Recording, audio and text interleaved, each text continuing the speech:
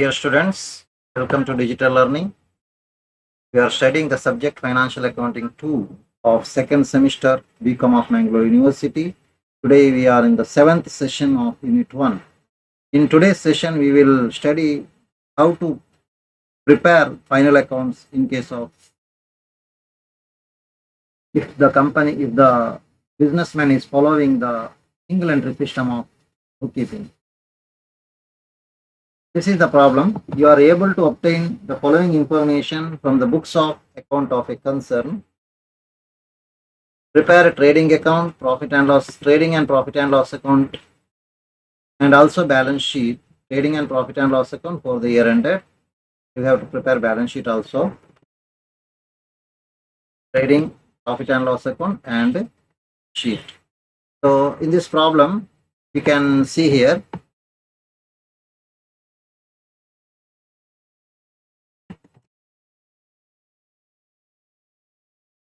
and balance sheet should be prepared. See here, as we can see the problem, I will read the problem first, then we will see what are missing figures. We have to, first of all, what the procedure is. First of all, we have to calculate the missing figures. Missing figures ಏನೆಲ್ಲ ಇದೆ ಅಂತ ಕಂಡು ಹಿಡಿದು ಅದನ್ನು calculate ಮಾಡೋ ಕೆಲಸ first ಮಾಡಬೇಕು. ನಂತರ ಕೊನೆಯದಾಗಿ trading account, profit and loss account ಮತ್ತು ಬ್ಯಾಲೆನ್ಸ್ ಶೀಟ್ ಮಾಡುವ. ಈಗ ನೋಡಿ, position on 1/1/2010 beginning of the year position ಕೊಟ್ಟಿದ್ದಾರೆ. ಬಿಗಿನಿಂಗ್ ಆಫ್ ದ ಇಯರ್ ನ ಪೊಸಿಷನ್ ಕೊಟ್ಟಿರುವ ಕಾರಣ ನಾವೇನ್ ಮಾಡ್ಬೋದು ಅಂದ್ರೆ, ಬಿಗಿನಿಂಗ್ ಆಫ್ ದ ಇಯರ್ ನ ಇನ್ಫಾರ್ಮೇಶನ್ ಅನ್ನ ಯೂಸ್ ಮಾಡಿಕೊಂಡು ನಾವು ಓಪನಿಂಗ್ ಕ್ಯಾಪಿಟಲ್ ಕಂಡುಹಿಡಿಬಹುದು. ಇಲ್ಲಿ ನೋಡಿ, ಬಿಗಿನಿಂಗ್ ಆಫ್ ದ ಇಯರ್ ಅಲ್ಲಿ ಫಿಕ್ಸ್ಡ್ ಅಸೆಟ್, ಡೆಟ್, ಕ್ಯಾಶ್ ಮತ್ತು ಡೆಟಾರ್ ಕೊಟ್ಟಿದ್ದಾರೆ, ಕ್ರೆಡಿಟಾರ್ ಕೊಟ್ಟಿದ್ದಾರೆ. ಅಂದ್ರೆ ಲಯಾಬಿಲಿಟೀಸ್, ಎಸೆಟ್ಸ್, ಲಯಾಬಿಲಿಟೀಸ್ ಕೊಟ್ಟಿದ್ದಾರೆ. ಅದನ್ನ ಯೂಸ್ ಮಾಡಿ ಓಪನಿಂಗ್ ಸ್ಟೇಟ್ಮೆಂಟ್ ಆಫ್ ಅಫೇರ್ಸ್ ಅನ್ನು ಪ್ರಿಪೇರ್ ಮಾಡಿ we can calculate the opening capital. Capital ಬೇಕು, ಓಪನಿಂಗ್ ಕ್ಯಾಪಿಟಲ್, ಬ್ಯಾಲೆನ್ಸ್ ಶೀಟ್ ಮಾಡಬೇಕಾದ್ರೆ. ನಂತರ analysis of the cash transaction ಕೊಟ್ಟಿದ್ದಾರೆ ನೋಡಿ. ರಿಸೀಟ್ ಫ್ರಮ್ ಡೆಟಾರ್ಸ್ ಇದೆ, ಪೇಮೆಂಟ್ ಟು ಕ್ರೆಡಿಟಾರ್ಸ್ ಇದೆ, ಡ್ರಾಯಿಂಗ್ ಬೈ ಡೆಟಾರ್ಸ್ ಇದೆ, ಬಿಸ್ನೆಸ್ ಎಕ್ಸ್ಪೆನ್ಸಸ್ ಇದೆ. ಮತ್ತೆ there was no stock at the beginning or end of the year. ವರ್ಷದ ಎಂಡಿಗೂ ಸ್ಟಾಕ್ ಇಲ್ಲ, ಕ್ಲೋಸಿಂಗ್ ಸ್ಟಾಕ್ ಇಲ್ಲ, ಓಪನಿಂಗ್ ಸ್ಟಾಕ್ ಇಲ್ಲ ಅಂತ ಅರ್ಥ. On 31st December 2010 mister Thomas ಓಡ್ 53,400 ಫಾರ್ ಗೂಡ್ಸ್ ಬಾಟ್. ಅವನು ಗೂಡ್ಸ್ ಪರ್ಚೇಸ್ ಮಾಡಿದ್ದಕ್ಕೆ ಅವನು ಮಾಡ್ತಾ ಇದ್ದಾನೆ, ಅಂದ್ರೆ ಕ್ರೆಡಿಟರ್ ಅದು. And his customer owed 1,80,000 for the goods supplied to them.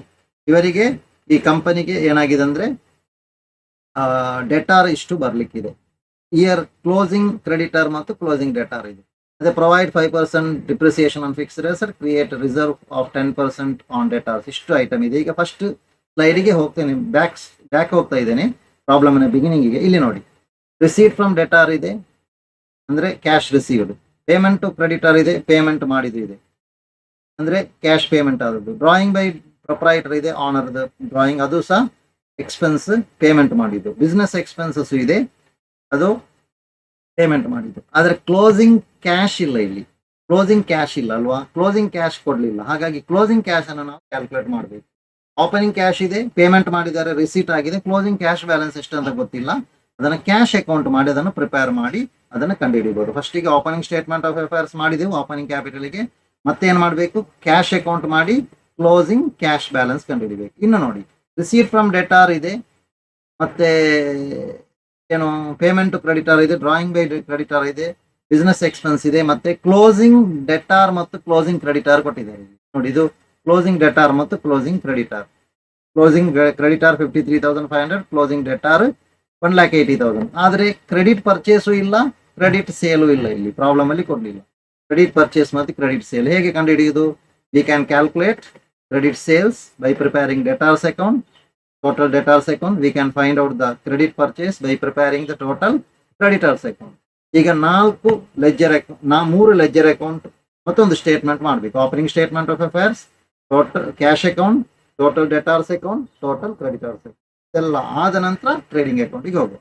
ನೋಡಿ, ಈ ಇನ್ಫಾರ್ಮೇಶನ್ ಅನ್ನೆಲ್ಲ ಬರೆದು ತಗೊಳ್ಬೇಕು. ಇದು ಪ್ರಾಬ್ಲಮ್ ಅನ್ನು ಬರೆದು ತಗೊಂಡು ನಂತರ ನನ್ನ ಪ್ರಾಬ್ಲಮ್ನ ಸೊಲ್ಯೂಷನ್ ಒಟ್ಟಿಗೆ ನೀವು ನನ್ನೊಟ್ಟಿಗೆ you have to move with me. You have to listen to the class after writing this problem. Okay, ಇಲ್ಲಿವರೆಗೆ ಬರೆದು ಮತ್ತೆ ನಾನು ನೆಕ್ಸ್ಟ್ ಎಕ್ಸ್ಪ್ಲೇನ್ ಮಾಡೋದನ್ನ ಕೇಳ್ತಾ ಹೋಗಿ. ನಿಮ್ಮ ಕೈಯಲ್ಲಿ ಏನಿರ್ಬೇಕಂದ್ರೆ ಈ ಪ್ರಾಬ್ಲಮ್ ನಿಮ್ಮ ಕೈಯಲ್ಲಿ ಇರ್ಬೇಕು.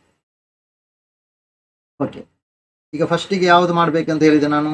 V have to prepare the opening statement of affairs ಅಲ್ವಾ. Opening statement of affairs prepare ಮಾಡಬೇಕು. ಇಲ್ಲಿ ನಾನು ತೋರಿಸ್ತಾ ಇದ್ದೇನೆ ನೋಡಿ, ಓಪನಿಂಗ್ ಸ್ಟೇಟ್ಮೆಂಟ್ ಆಫ್ ಅಫೇರ್ಸ್ ಇಲ್ಲಿದೆ. Opening statement of affairs clear ಆಯ್ತಲ್ಲ. ಓಪನಿಂಗ್ ಸ್ಟೇಟ್ಮೆಂಟ್ ಆಫ್ ಅಫೇರ್ಸ್ ಹೇಗೆ ಮಾಡೋದು ಅಂತ ಎಕ್ಸ್ಪ್ಲೇನ್ ಮಾಡೋದು.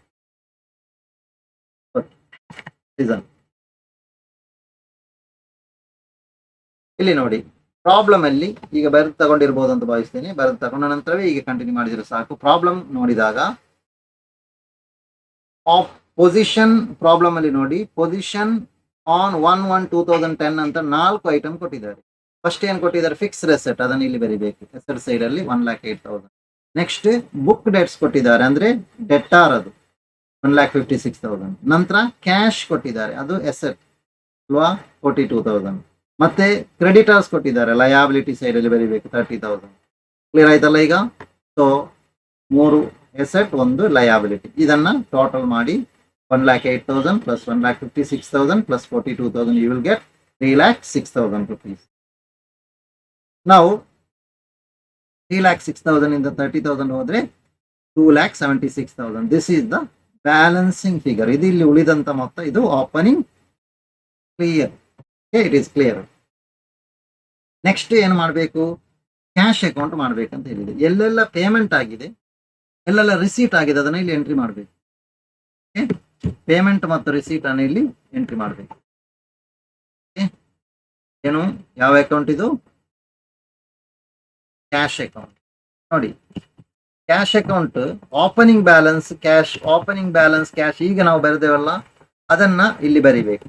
ಓಪನಿಂಗ್ ಬ್ಯಾಲೆನ್ಸ್ ಕ್ಯಾಶ್ ಈಗ ಎಷ್ಟು ಬರೆದದ್ದು, ನೀವು ಎಷ್ಟು ಬರೆದಿದ್ದೀರಿ, ರೀಸನ್ ಯು ಹ್ಯಾವ್ ರಿಟರ್ನ್. ಈಗ ನೀವು ಬರ್ದು, ಈಗ ಜಸ್ಟ್ ನಾವು you have written opening balance of cash 42,000 ಅಂತ ಬರೆದೇವಲ್ವಾ, 42,000. ಈಗ ಓಪನಿಂಗ್ ಸ್ಟೇಟ್ಮೆಂಟ್ ಆಫ್ ಅಫೇರ್ಸ್ ಅಲ್ಲಿ ಈಗ ಬರೆದದ್ದು ಓಪನಿಂಗ್ ಬ್ಯಾಲೆನ್ಸ್ ಆಫ್ ಕ್ಯಾಶ್, ಅದನ್ನು ಟು ಬ್ಯಾಲೆನ್ಸ್ ಬ್ರಾಡ್ ಡೌನ್ ಅಂತ ಬರಿಬೇಕು. ಪ್ರಾಬ್ಲಮ್ ಅಲ್ಲಿ ಕೊಟ್ಟಿದ್ದಾರೆ ಪೊಸಿಷನ್ ಆನ್ 1/1/2010 ಅಂತ ಕೊಟ್ಟಿದ್ದಾರಲ್ವಾ, ಅದುವೇ ಓಪನಿಂಗ್ ಬ್ಯಾಲೆನ್ಸ್ ಆಫ್ ಕ್ಯಾಶ್. ಅದರಲ್ಲಿ ಕ್ಯಾಶ್ ಇರುವಂತದ್ದು 32,000. ಮತ್ತೆ ನೋಡಿ, ಕ್ಯಾಶ್ ಟ್ರಾನ್ಸಾಕ್ಷನ್ ಅಂತ ನೆಕ್ಸ್ಟ್ ಸೈಡ್ ಹೆಡ್ಡಿಂಗ್ ಕೊಟ್ಟು ನೆಕ್ಸ್ಟ್ ಅಂಡರ್ ಅಲ್ಲಿ ಕೊಟ್ಟಿದ್ದಾರೆ. ಏನೆಲ್ಲ ಕೊಟ್ಟಿದ್ದಾರೆ, ರಿಸೀವ್ಡ್ ಫ್ರಮ್ ಡೆಟಾರ್ಸ್, ಡೆಟಾರ್ಸ್ ಇಂದ ಬಂದ ಅಮೌಂಟ್ ಏನ್ ಮಾಡ್ಬೇಕು, ಡೆಬಿಟ್ ಸೈಡ್ ಅಲ್ಲಿ ಬರೀಬೇಕು. 2 debtors 7,80,000. Next payment to creditors 3 lakh ಅಂತ ಕೊಟ್ಟಿದ್ದಾರೆ ಅಲ್ವಾ. ನೆಕ್ಸ್ಟ್ ನೋಡಿ, ಪ್ರಾಬ್ಲಮ್ ನೋಡಿ, ಪೇಮೆಂಟ್ ಟು ಕ್ರೆಡಿಟರ್ಸ್ 3 lakh, ಅದನ್ನ ಪೇಮೆಂಟ್ ಸೈಡ್ ಅಲ್ಲಿ ಬರೀಬೇಕು. ಓಕೆ. ನೆಕ್ಸ್ಟ್ ನೋಡಿ, ಡ್ರಾಯಿಂಗ್ ಬೈ ಪ್ರೊಪ್ರೈಟರ್, ಅದು ಪೇಮೆಂಟ್. ಡ್ರಾಯಿಂಗ್ ಅಂದ್ರೆ ಡ್ರಾ ಮಾಡಿ ಕೊಂಡೋಗೋದು, ಕ್ಯಾಶ್ ತಗೊಂಡೋಗಿದ್ದಾರೆ ಆನರ್ ಅಥವಾ ಪ್ರೊಪ್ರೈಟರ್, ಅದು ಡ್ರಾಯಿಂಗ್ಸ್ ಅಂತ 2,70,000 ಬರೀಬೇಕು. Clear? Next business expenses, it is also payment by business expense 1,05,000. ಈಗ ನೋಡಿ, ಕ್ರೆಡಿಟ್ ಸೈಡ್ ಅಲ್ಲಿ 7,42,000 ಪ್ಲಸ್ ಡೆಬಿಟ್ ಸೈಡ್ ಅಲ್ಲಿ 42,000 ಪ್ಲಸ್ 7,08,000, 7,50,000 ಆಯ್ತು. ಇಲ್ಲಿ ಬರೀರಿ ಟೋಟಲ್ ಅನ್ನ. ಮತ್ತೆ 7,50,000 ಇಂದ 3 lakh minus 3 lakh minus 2,70,000 minus 1,05,000 ಮಾಡಿ 75,000 you will get as the balance of cash. Closing balance of cash ಇದು ಬ್ಯಾಲೆನ್ಸ್ ಶೀಟಿಗೆ ಹೋಗ್ಬೇಕು. ನೆಕ್ಸ್ಟ್ ಯಾವ ಅಕೌಂಟ್ ಮಾಡ್ಬೇಕಂತ ಹೇಳಿದೆ, next we have to prepare the next account, that is total debtors account ಮತ್ತೆ total creditors account. ಫಸ್ಟಿಗೆ total debtors account ಮಾಡುವ. Total debtors account ಮಾಡುವ. ಟೋಟಲ್ ಡೆಟಾರ್ಸ್ ಅಕೌಂಟ್ ಅಲ್ಲಿ ಏನ್ ಬರ್ತದೆ ಅಂದ್ರೆ, ಏನೆಲ್ಲ ಡೆಟಾರಿಗೆ ಸಂಬಂಧಪಟ್ಟದಿದೆಯೋ ಅದೆಲ್ಲ ಅಮೌಂಟ್ ಇಲ್ಲಿ ಬರುತ್ತೆ. Okay. First total debtors account. Total debtors account ಅಲ್ಲಿ ಓಪನಿಂಗ್ ಬ್ಯಾಲೆನ್ಸ್ ಬರಿಬೇಕು. ಈಗ ನಾವು ಓಪನಿಂಗ್ ಸ್ಟೇಟ್ಮೆಂಟ್ ಅಲ್ಲಿ ಬರೆದೆವು, ಮತ್ತೆ ಅಥವಾ ಪ್ರಾಬ್ಲಮ್ ಅಲ್ಲೇ ನೋಡಿ, ಪೊಸಿಷನ್ ಆಸ್ ಆನ್ 1/1/2010 ಅಂತ ಇದೆ, ಅಲ್ಲಿ ಬುಕ್ ಡೆಟ್ಸ್ ಅಂತ 1,56,000 ಇದೆ, ಅದನ್ನ ಇಲ್ಲಿ ಬರೀರಿ. 2 ಬ್ಯಾಲೆನ್ಸ್ ಬ್ರಾಡ್ ಡೌನ್. ಕ್ಲಿಯರ್? ನಂತರ ಡೆಟಾರ್ಸ್ ಇಂದ ಏನು ಕ್ಯಾಶ್ ಬಂದಿದೆ ಅದನ್ನು ಬರೀಬೇಕು. ಡೆಟಾರ್ಸ್ ಇಂದ ಎಷ್ಟು ಕ್ಯಾಶ್ ಬಂದಿದೆ ನೋಡಿ, ಕ್ಯಾಶ್ ರಿಸೀಟ್ ಫ್ರಮ್ ಡೆಟಾರ್ಸ್ 7,08,000, ಅದನ್ನು ಇಲ್ಲಿ ಬರೀಬೇಕು. By cash ₹7,08,000. ಕ್ಲಿಯರ್? ಇನ್ನು ಕೊನೆಯ ಪ್ಯಾರಾಗ್ರಾಫ್ ಅಲ್ಲಿ, ಪ್ರಾಬ್ಲಮ್ ಅಲ್ಲಿ ನೋಡಿ, ಕೊನೆಯ ಪ್ಯಾರಾಗ್ರಾಫ್ ಅಲ್ಲಿ ಅಲ್ಲಿ ಕ್ಲಿಯರ್ ಆಗಿ ಕೊಟ್ಟಿದ್ದಾರೆ, mister Thomas owed 53,500 for goods bought. ಅವನು ಗೂಡ್ಸ್ ಪರ್ಚೇಸ್ ಮಾಡಿದ, ಇದು ಥಾಮಸಿನ ಬುಕ್ ಅಲ್ಲಿ ನಾವು ಬರೀತಾ ಇದ್ದೇವೆ. ಅವನು ಗೂಡ್ಸ್ ಪರ್ಚೇಸ್ ಮಾಡಿದ್ದಕ್ಕೆ ಅವನು 53,500 ಕೊಡ್ಲಿಕ್ಕಿದೆ, ಅದು ಕ್ರೆಡಿಟರ್, ಕ್ಲೋಸಿಂಗ್ ಕ್ರೆಡಿಟರ್. ಮತ್ತೆ ಅಂಡ್ ಹಿಸ್ ಕಸ್ಟಮರ್ ಓವ್ಡ್ 1,80,000, ಅವನ ಕಸ್ಟಮರ್ ಇವನಿಗೆ ಕೊಡ್ಲಿಕ್ಕೆ ಇರುವಂತ amount ಎಷ್ಟಂದ್ರೆ The amount which should be paid by his customer is 1,80,000. That is closing. Date ಕೊಟ್ಟಿದ್ದಾರೆ ಯಾವಾಗ ಅಂದ್ರ ಕೊಟ್ಟಿದ್ದಾರೆ ಆನ್ 31/12/2010 ಅಂತ ಡೇಟ್ ಕೊಟ್ಟಿದ್ದಾರೆ. ಹಾಗಾಗಿ ಕ್ಲೋಸಿಂಗ್ ಡೆಟಾರ್ ಎಷ್ಟು 1,80,000. ಈಗ 3 ಐಟಮ್ ಬರೆದೆವು. ಇನ್ನು total the debit credit side you will get 8,88,000. Right it here also. Deduct from 8,88,000 1,56,000. Then you will get balancing figure 7,32,000, which is credit sales. ಈಗ ಟೋಟಲ್ ಕ್ರೆಡಿಟರ್ಸ್ ಅಕೌಂಟ್ ಮಾಡು. Total creditors account ಯಾಕೆ ಮಾಡೋದು? Credit purchase ಕಂಡುಹಿಡಿಯಲಿಕ್ಕೆ. ಇಲ್ಲಿ ಹಾಗೆ opening balance ಬರೀರಿ ಫಸ್ಟಿಗೆ. Position on 1/1/2010 creditors 30,000 ಅದನ್ನ ಇಲ್ಲಿ ಬರೀರಿ. By balance brought down. ನಂತರ ಕ್ರೆಡಿಟರಿಗೆ ಪೇಮೆಂಟ್ ಮಾಡಿದ್ದಿದ್ರೆ ಡೆಬಿಟ್ ಸೈಡ್ ಅಲ್ಲಿ ಬರೀರಿ. Creditor account debtor to cash account. Payment to creditors 3 lakh ಅಂತ ಕೊಟ್ಟಿದ್ದಾರೆ. ಪ್ರಾಬ್ಲಮ್ ನೋಡಿ. ಓಕೆ, ಈಗ ನಂತರ ನಾನು ಲಾಸ್ಟ್ ಪ್ಯಾರಾಗ್ರಾಫ್ ಓದಿ ನಿಮಗೆ ಹೇಳಿ, ಲಾಸ್ಟ್ ಬಟ್ ಒನ್ ಪ್ಯಾರಾಗ್ರಾಫ್ ಓದಿ ಹೇಳಿದೆ. 53,500 ಏನಿದೆ ಅಂತ ಹೇಳಿದೆ. That is a closing balance of creditors ಇದೆ. That should be return here. To balance carried on 53,500. This is closing balance. ಈಗ 3,53,500 ಟೋಟಲ್ ಆಯಿತು. ಇಲ್ಲಿ ಬರೆಯಿರಿ. ಅದರಿಂದ 30,000 ಮೈನಸ್ ಮಾಡಿದ್ರೆ 3,23,500 is the balance, which is credit purchase. Now we will move to the preparation of trading and profit and loss account for the year ended 31st March to 31st December 2010. Okay.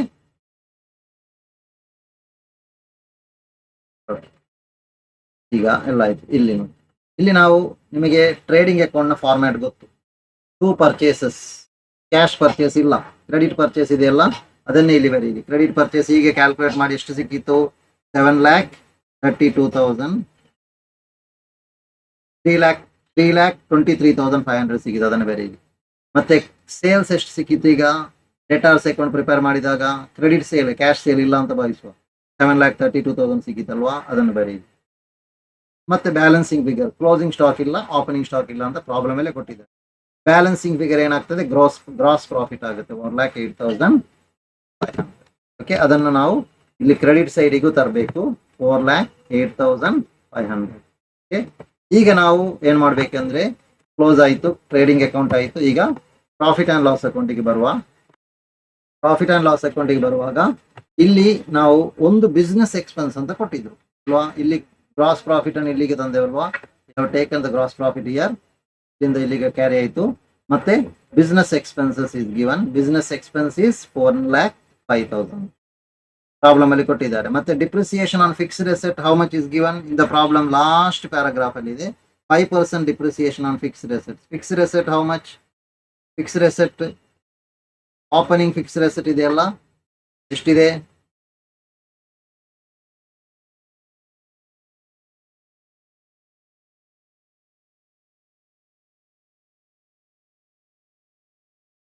One minute. Fixed asset amount is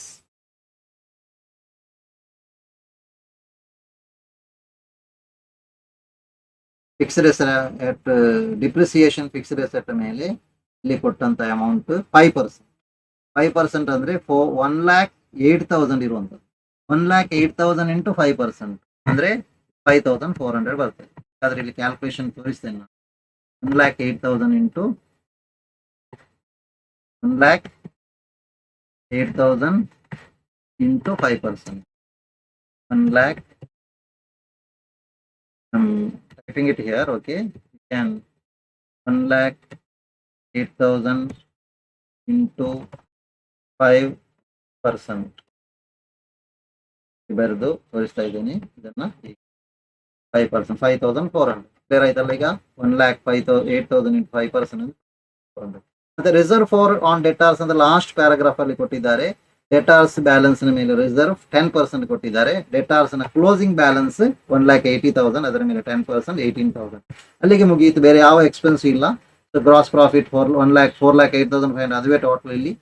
ಮತ್ತೆ ಇಲ್ಲಿಗೆ total ಹಾಕಿ ಮತ್ತೆ ಇದನ್ನ minus ಮಾಡಿ net profit 2,80,100 rupees ಬರುತ್ತೆ. So ನಾವು we have completed trading and profit and loss account. ನಾವು simple balance sheet should be prepared here. This is the balance sheet.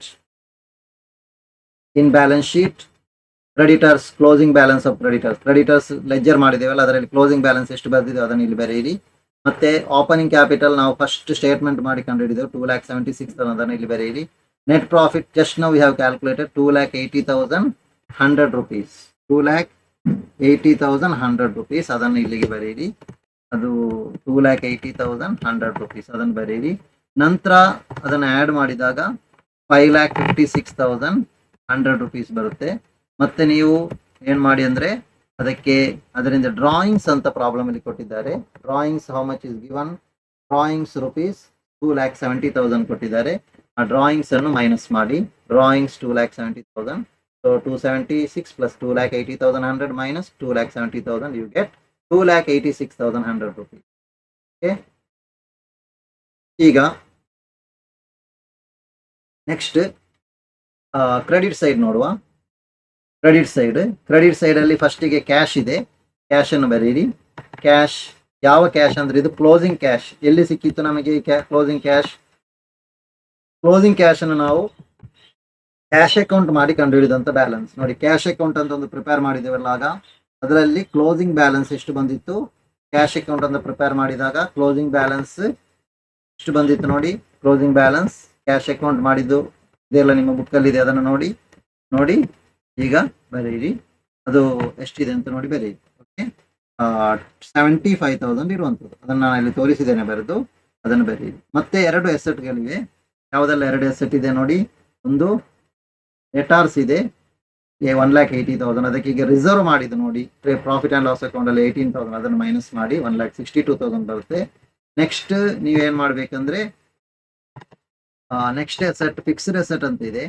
Fixed asset ಎಷ್ಟಿದೆ ನೋಡಿ. ಫಿಕ್ಸ್ಡ್ ಎಸೆಟ್ rupees 1,08,000 ಇದೆ.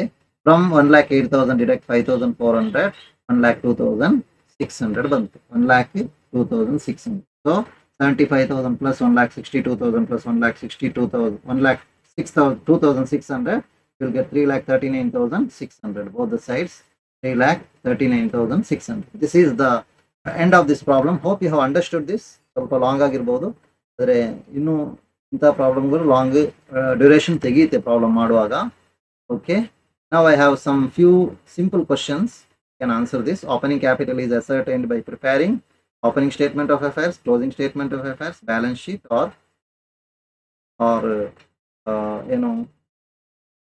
none of the above.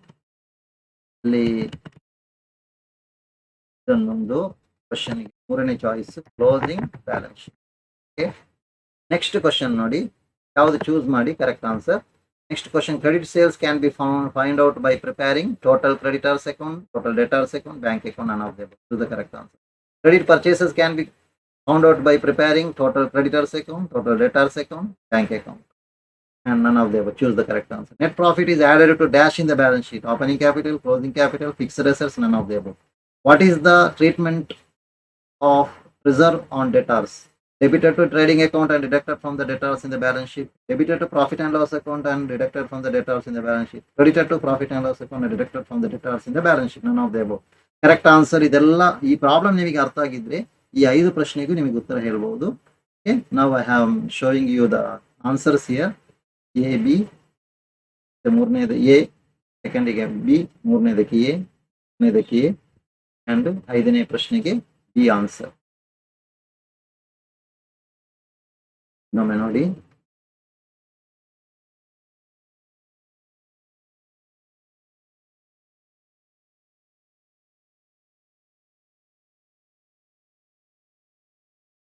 Okay, thank you for listening to the class.